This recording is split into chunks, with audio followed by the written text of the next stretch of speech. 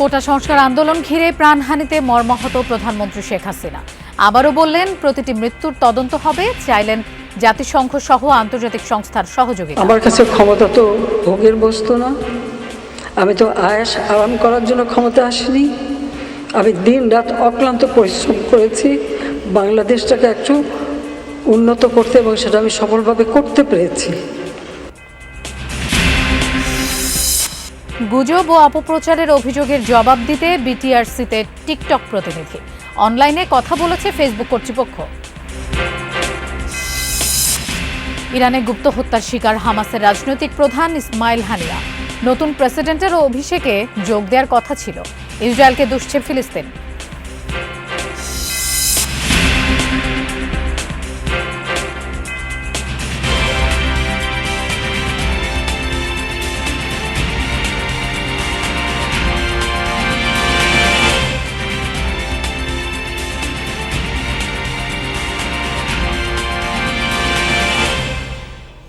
শুভেচ্ছা, আমন্ত্রণ যমুনা নিউজে আপনাদের সঙ্গে থাকছি আমি মৌসুমী আহমেদ লোপা। এতক্ষণ শিরোনাম দেখছিলেন, এবার যাচ্ছি পুরো খবরে। ইরান সফরকালে গুপ্ত হত্যার শিকার হলেন হামাসের রাজনৈতিক প্রধান ইসমাইল হানিয়া। বুধবার এক বিবৃতিতে ফিলিস্তিনি সশস্ত্র গোষ্ঠীটির পক্ষ থেকে নিশ্চিত করা হয়েছে এই তথ্য। ইরানের বিপ্লবী গার্ড বাহিনী আইআরজিসি জানায়, তেহরানের যেই ভবনে হানিয়া অবস্থান করছিলেন সেটি লক্ষ্য করে চালানো হয়েছে হামলা। এ সময় তার সাথে থাকা এক দেহরক্ষীরও মৃত্যু হয়। এই ঘটনায় তদন্ত হচ্ছে বলে জানিয়েছে আইআরজিসি। ইরানের নতুন প্রেসিডেন্ট মাসুদ পেজেশকিয়ানের অভিষেক অনুষ্ঠানে অংশ নিতে তেহরান যান এই হামাস নেতা। বেশ কয়েক বছর ধরেই কাতারে বসবাস করছিলেন তিনি। সেখান থেকেই নেতৃত্ব দিচ্ছিলেন ফিলিস্তিনের স্বাধীনতাকামী সংগঠন হামাসকে।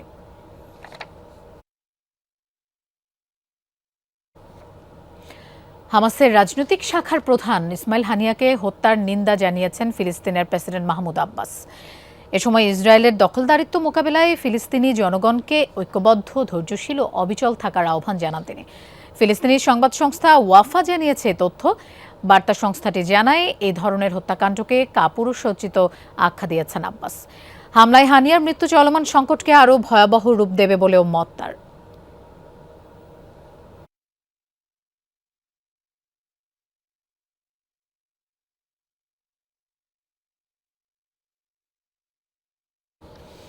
7 বছর সামলেছেন ফিলিস্তিনের স্বাধীনতাকামী সংগঠন হামাসের রাজনৈতিক শাখার দায়িত্ব।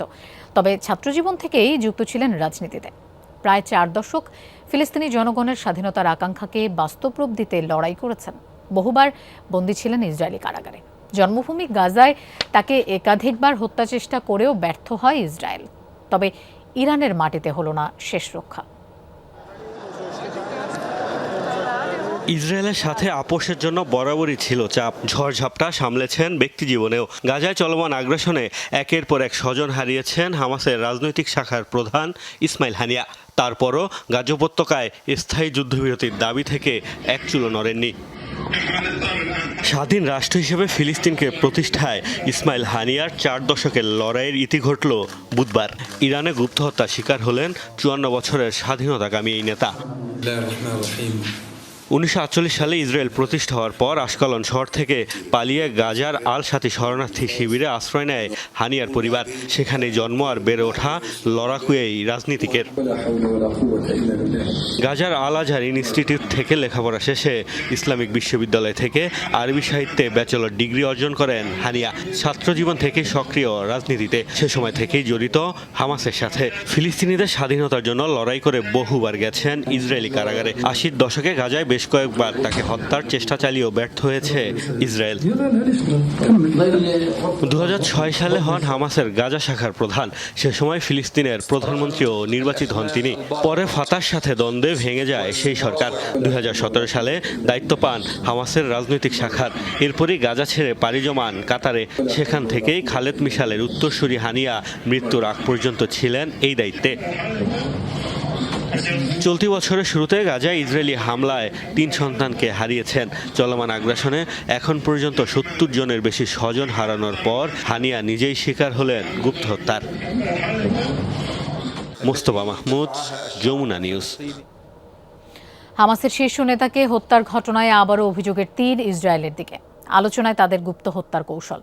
আন্তর্জাতিক আইনের তোয়াক্কা না করেই গত কয়েক দশকে ভিন দেশের মাটিতে বহু কিলিং মিশন চালিয়েছে ইসরায়েলের গোয়েন্দা সংস্থা মোসাদ। তাদের অন্যতম টার্গেট স্বাধীনতাকামী ফিলিস্তিনি সংগঠন। দখলদারিত্ব টিকিয়ে রাখতে কেবল হামাসেরই কয়েক ডজন নেতাকে হত্যা করেছে ইহুদি রাষ্ট্রটি। ইসরায়েলের কিলিং মিশনের ইতিহাস বহু পুরনো। দেশটি প্রতিষ্ঠার এক দশকও না পেরোতেই তাদের গুপ্ত হত্যার শিকার হয়েছিল মিশরের দুই সামরিক কর্মকর্তা। 1956 সালে মুস্তাফা হাফিজ ও সালাহ মুস্তাফাকে হত্যা করা হয়েছিল পার্সেল বোমা পাঠিয়ে। সেই থেকে শত্রুপক্ষকে দমনে গুপ্ত হত্যার কৌশল চালিয়ে যাচ্ছে ইসরায়েল। মূলত গোয়েন্দা সংস্থা মোসাদের মাধ্যমেই পরিচালনা করা হয় এসব গোপন অভিযান। অবৈধ দখলদারিত্ব টিকিয়ে রাখতে তাদের হত্যা মিশনের সবচেয়ে বড় শিকার ফিলিস্তিনিরাই। ফিলিস্তিনি ভূখণ্ড ছাড়াও বিভিন্ন দেশে হত্যাকাণ্ডের শিকার হয়েছে স্বাধীনতাকামী সংগঠনের নেতারা। 1996 সালে ইসরায়েলের গুপ্ত হামলায় প্রাণ গেছে আলোচিত হামাস নেতা বোমা তৈরির ইঞ্জিনিয়ার ইয়াহিয়া আয়াশের। 2002 সালে কাশেম ব্রিগেডের অন্যতম প্রতিষ্ঠাতা সালাহ শাহদিকে হত্যা করে দেশটি। 2004 সালে তেল আবিবের টার্গেট কিলিংয়ের শিকার হন হামাসের সামরিক শাখার আরেক শীর্ষ নেতা আদনান আল ঘোল। একই বছর 1 মাসের ব্যবধানে মিসাইল ছুড়ে হত্যা করা হয় সংগঠনটির দুই প্রতিষ্ঠাতা শেখ আহমেদ ইয়াসিন ও আব্দুল আজিজ আল রান্তিসিকে। চলতি বছরের শুরুতেই হত্যাকাণ্ডের শিকার হন হামাসের দ্বিতীয় শীর্ষ নেতা সালে আল আরৌরি। এর আগে পরে আরও বহু প্রভাবশালী নেতা হয়েছে তেল আবিবের লক্ষ্যবস্তু। এমনকি ইয়াসির আরাফাতকে তেজস্ক্রিয় পলিনিয়াম প্রয়োগে হত্যা করেছে মোসাদ, রয়েছে এমন অভিযোগও। ইসরায়েলের হত্যা চেষ্টা থেকে বেঁচেও গেছেন অনেক হামাস নেতা। জর্ডানে বিষ প্রয়োগে হত্যার ব্যর্থ চেষ্টা করা হয়েছিল হামাসের রাজনৈতিক শাখার প্রধান খালেদ মেশালকে। বেশ কয়েকবারই ইসরায়েলি গুপ্ত হামলা থেকে বেঁচে গেছেন কাশেম ব্রিগেডের প্রধান মোহাম্মদ দেইফ। ফিলিস্তিনিদের স্বাধীনতাকামী আন্দোলন দমানো মূল লক্ষ্য হলেও গোটা বিশ্বেই তৎপর মোসাদ। ইসরায়েলের পথের কাঁটা সরাতে বিশ্বের নানা প্রান্তে হাজার হাজার গুপ্ত হত্যা চালিয়েছে তারা। শতাধিক রাজনৈতিক হত্যাকাণ্ডের সাথেও জড়িত সংস্থাটি। দ্বিতীয় বিশ্বযুদ্ধে ইহুদি নিধনের মূল হোতা কিংবা অলিম্পিকে অ্যাথলেট হত্যার ঘটনায়ও নৃশংসতার পরিচয় দিয়েছে তারা। পথের কাঁটা কিংবা ঝুঁকিপূর্ণ মনে করলে কাউকে সরিয়ে দিতেই দ্বিধা করে না মোসাদ। হুমকি মনে হওয়ায় জার্মানি, কানাডার মতো বন্ধু দেশের নাগরিকদেরও ছাড় দেয়নি ইহুদি রাষ্ট্রটি। অন্য দেশের রাজনীতিতে হস্তক্ষেপ এবং গোপন হত্যা মিশন পরিচালনা করায় বিশ্বজুড়ে প্রশ্নবিদ্ধ মোসাদের কার্যক্রম। তবে সেসবকে থোড়াই কেয়ার করে Tel Aviv. Dorothy Tasrin, Jamuna news. শিক্ষার্থীদের উপর সরাসরি গুলি না চালানো এবং কোটা আন্দোলনের সমন্বয়কদের মুক্তি চেয়ে করা রিটের আদেশ আজ হচ্ছে না। বেঞ্চের এক বিচারপতি অসুস্থ থাকায় এ নিয়ে শুনানি বা আদেশ কোনোটি আজ হবে না বলে জানানো হয়েছে। এর আগে সোমবার সুপ্রিম কোর্টের সংশ্লিষ্ট শাখায় রিটটি দায়ের করেন সুপ্রিম কোর্টের দুই আইনজীবী আইনুন্নাহার সিদ্দিকা ও মঞ্জুর আল মতিন। রিটে মন্ত্রিপরিষদ সচিব, স্বরাষ্ট্র সচিব, পুলিশ মহাপরিদর্শক, সেনাবাহিনী প্রধান সহ সংশ্লিষ্টদের বিবাদী করা হয়। মঙ্গলবার এ নিয়ে বিচারপতি মোস্তফা জামান ইসলাম এবং বিচারপতি SM মাসুদ হোসেন দোলনের হাইকোর্ট বেঞ্চে শুনানি হয়। এই দিন শুনানি শেষে আদেশের জন্য বুধবার দিন ধার্য করেন আদালত। এদিন শুনানিতে সহিংসতা ও মৃত্যুর জন্য দুঃখ প্রকাশ করেন হাইকোর্ট। এর আগে সোমবার সুপ্রিম কোর্টের সংশ্লিষ্ট শাখায় রিটটি দায়ের করেন সুপ্রিম কোর্টের দুই আইনজীবী।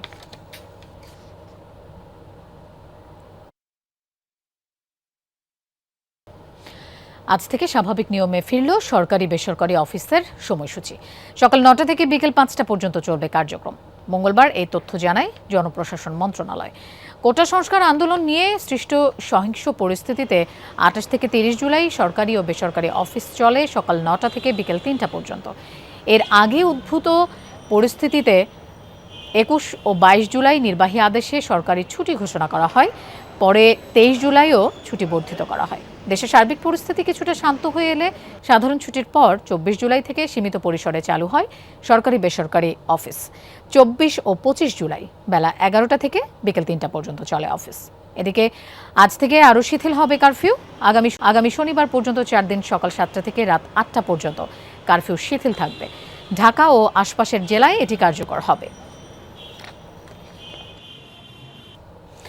কোটা সংস্কার আন্দোলন ঘিরে হতাহতদের ঘটনায় মর্মাহত প্রধানমন্ত্রী শেখ হাসিনা। প্রতিটি মৃত্যুর ঘটনা তদন্ত হবে জানিয়ে তিনি এ বিষয়ে জাতিসংঘ সহ আন্তর্জাতিক সংস্থার সহায়তা চেয়েছেন। সকালে রাজধানীর বঙ্গবন্ধু আন্তর্জাতিক সম্মেলন কেন্দ্রে জাতীয় মৎস্য সপ্তাহের উদ্বোধনী অনুষ্ঠানে প্রধানমন্ত্রী বলেন, স্বজন হারানোর বেদনা তিনি বোঝেন, তাই কারো বুক খালি হোক তা তিনি কখনোই চাননি। বলেন, কোটা আন্দোলনের প্রতিটি দাবি মেনে নেওয়া হয়েছিল, কিন্তু তার পরও অনেক প্রাণ ঝরে গেল। প্রশ্ন রাখেন, আন্দোলনের নামে ধ্বংসাত্মক কর্মকাণ্ড করে কারা কি অর্জন করলো, কেন নষ্ট হলো দেশের ভাবমূর্তি। বঙ্গবন্ধু কন্যা আরও বলেন, স্থাপনা ধ্বংস হয়েছে, সেগুলো ঠিক করা যাবে, কিন্তু যে নিরীহ প্রাণগুলো ঝরে গেল তার কি হবে?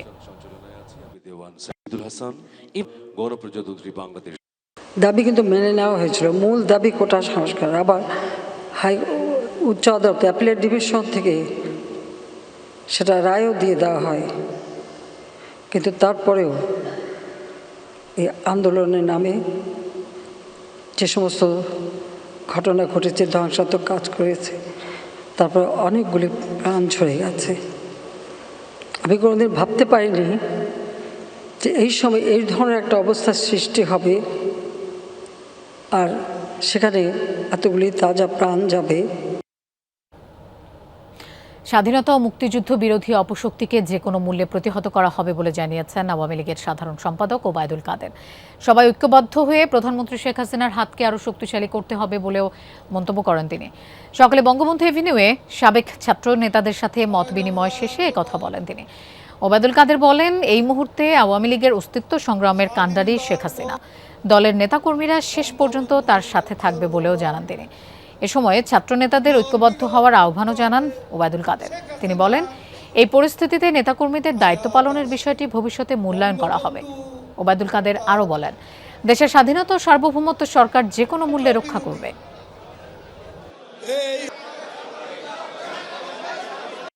মুক্তিযুদ্ধ বিরোধী, গণতন্ত্র বিরোধী এই অপশক্তিকে যে কোনো মূল্যে আমাদের প্রতিরোধ করতে হবে।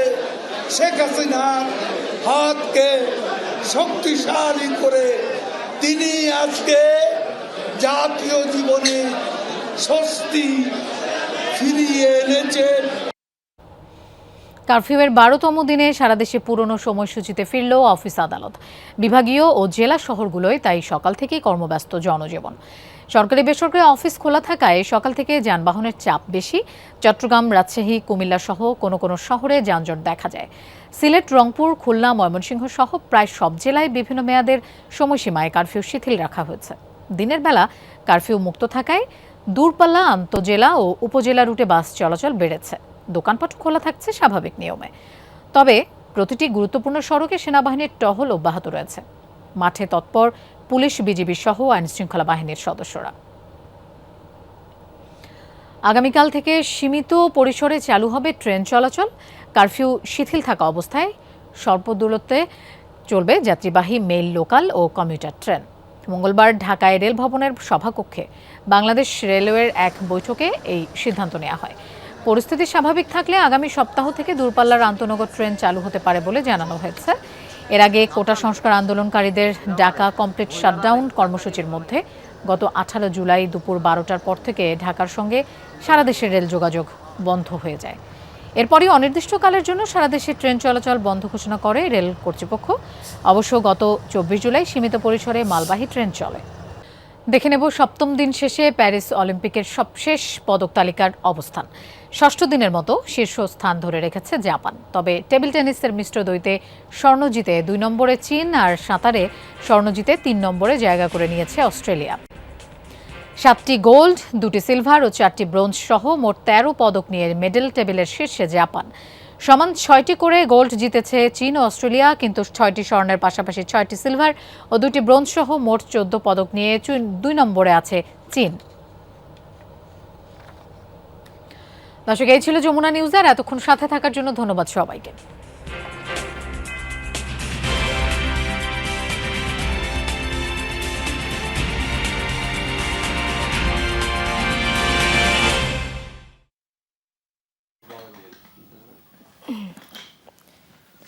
মনে হয় মোটামুটি হয়েছে। হ্যাঁ, বেশ বামে